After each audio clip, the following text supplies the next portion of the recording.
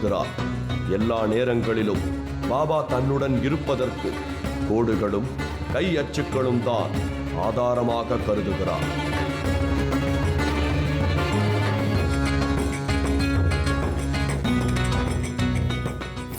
இப்படியாக பல அமானுஷ்ய நிகழ்வுகள் மூலம், பல்வேறு உருவங்கள் மற்றும் குறியீடுகள் மூலம் தினமும் பாபாவை தரிசித்து வருவதோடு மட்டுமல்லாமல், பாபாவை நாடி வரும் பக்தர்கள் பல்வேறு பிரச்சனைகளிலிருந்து விடுபட்டு வருவதாகவும் கூறப்படுகிறது.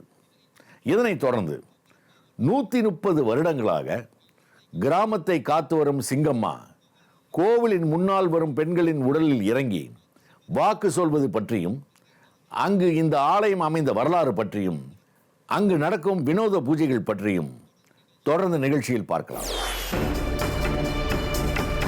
கோயில் முன்னால் வந்தால் தானாக வாக்கு சொல்லும் பெண்கள், தாலியை கழட்டி வீசி உக்கிரத்தை தணிக்கும் கன்னி தெய்வம், 130 வருடங்களாக ஒரு கிராமத்தையே காத்து வரும் சிங்கம்மா.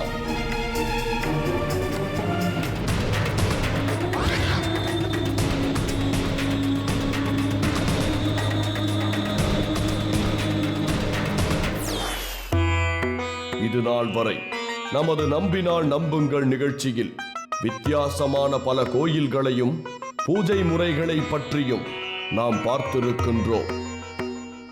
இன்று நாம் பார்க்க போகும் கோயில் திருவிழாவில் ஒரே நேரத்தில் பல பேர் உடம்பில் ஒரு பெண் இறங்கி வாக்கு சொல்வதாகவும், ஒரு சில குறிப்பிட்ட நாட்களில் ஒரு பெண் மீது இறங்கி அவருடைய தாலியை கழட்டி எறிவதாகவும் ஒரு தகவலை கேட்டு சற்று அதிர்ச்சியாகவும் ஆச்சரியமாகவும் இருந்தது. அதை பற்றி தெரிந்து கொள்ள மதுரை மாவட்டம் மேலூர் அருகில் மில்கேட் என்ற ஊரை நோக்கி நம்பினால் நம்புங்கள் குழு விரைந்தது.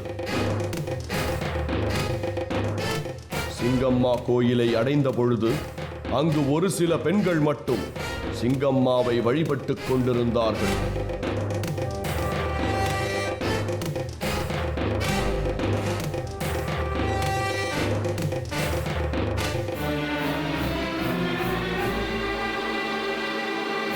ஒரு வயதான பெண் சிங்கம்மாவை வழிபட்டுக் கொண்டிருக்கும் பொழுது திடீர் என்று ஆக்ரோஷமாக ஆட ஆரம்பித்தார்.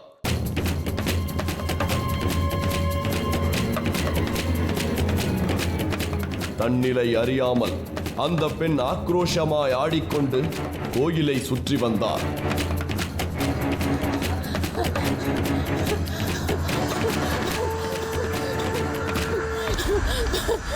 வந்திருந்த பக்தர்கள் அவரிடம் வாக்கு கேட்டு ஆசீர்வாதம் வாங்கிவிட்டு சென்றனர்.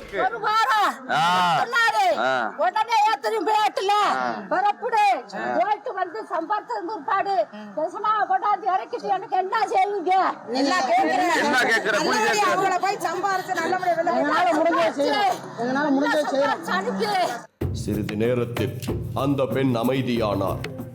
பல வருடங்களுக்கு முன்பாக தற்கொலை செய்து இறந்த செல்வி இரவு நேரங்களில் அந்த பகுதியில் அமைந்திருக்கும் சாலையில் பயணிப்பவர்களிடம் லிஃப்ட் கேட்பதும் அவர்களை அச்சுறுத்துவதுமான பல்வேறு நிகழ்வுகள் நிகழ்ந்து வருகின்றன.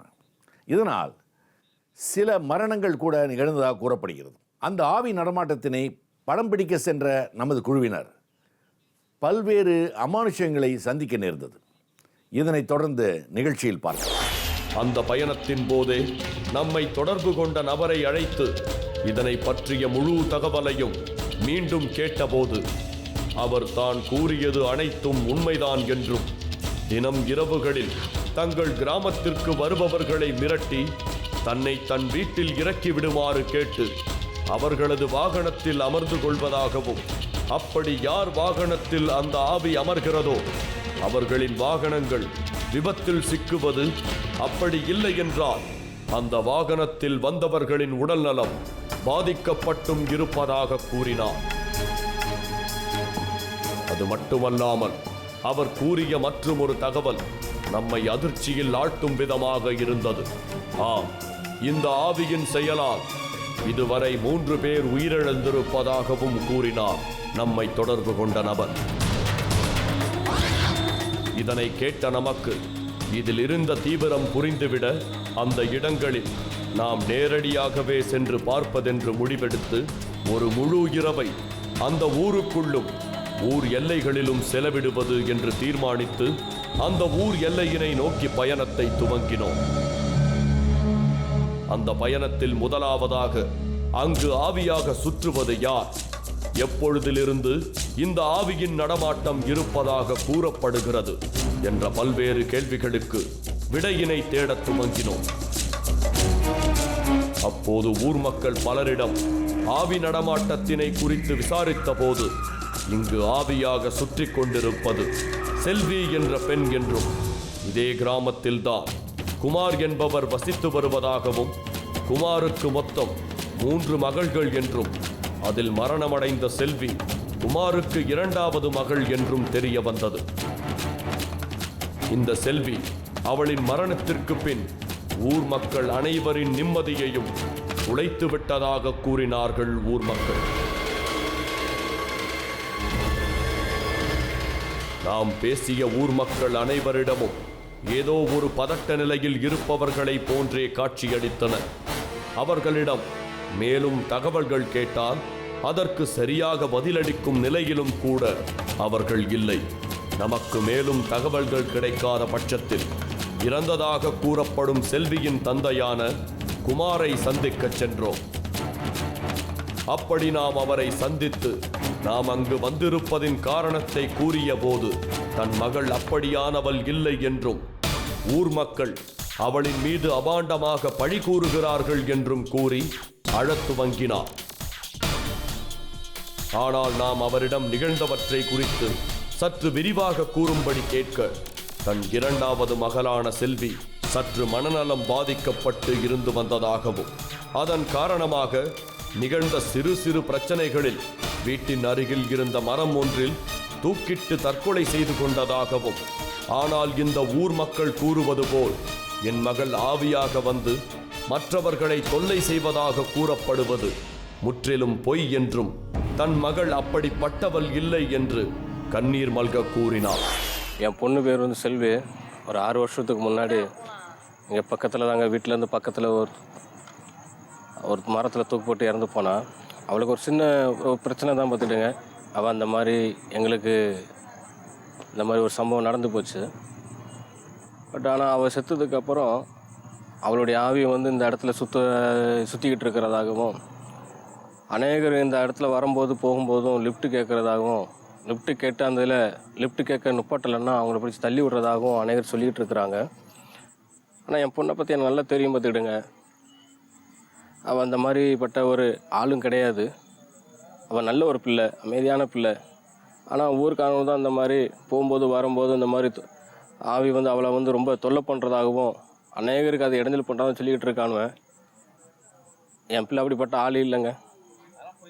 அதெல்லாம் வந்து ஒரு பொய் தாங்க. இதெல்லாம் நம்பவே மாட்டேங்க.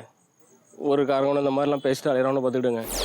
இறந்த செல்வியின் தந்தையான குமார் கூறிய தகவல்கள் மற்றும் ஊர் மக்கள் கூறிய தகவல் இரண்டிற்கும் இருந்த வேறுபாட்டினை அடுத்து குமாரின் வீட்டில் இருந்து அந்த இரவு முழுவதும் மக்கள் கூறிய அந்த சாலையில் பயணிப்பதாக முடிவெடுத்தோம். அதனைத் தொடர்ந்து முதலில் செல்வி தூக்கிட்டு இறந்ததாக கூறப்படும் அந்த மரத்தினை சென்று பார்ப்பதாக முடிவெடுத்தோம்.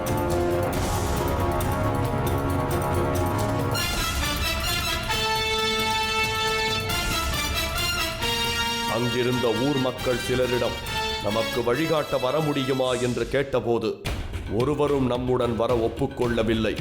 எனவே நாம் மட்டும் தனியாக செல்வதென்றும் முடிவெடுத்து செல்வியின் வீட்டிலிருந்து அந்த ஊர் எல்லைக்கு சென்று அங்கிருந்து பயணத்தை துவங்கினோம். நாம் அங்கிருந்து பயணத்தை துவங்கிய போது சரியாக மணி 10:30. அங்கிருந்து ஊருக்குள் செல்லும் பாதையில் சென்று கொண்டிருந்த போது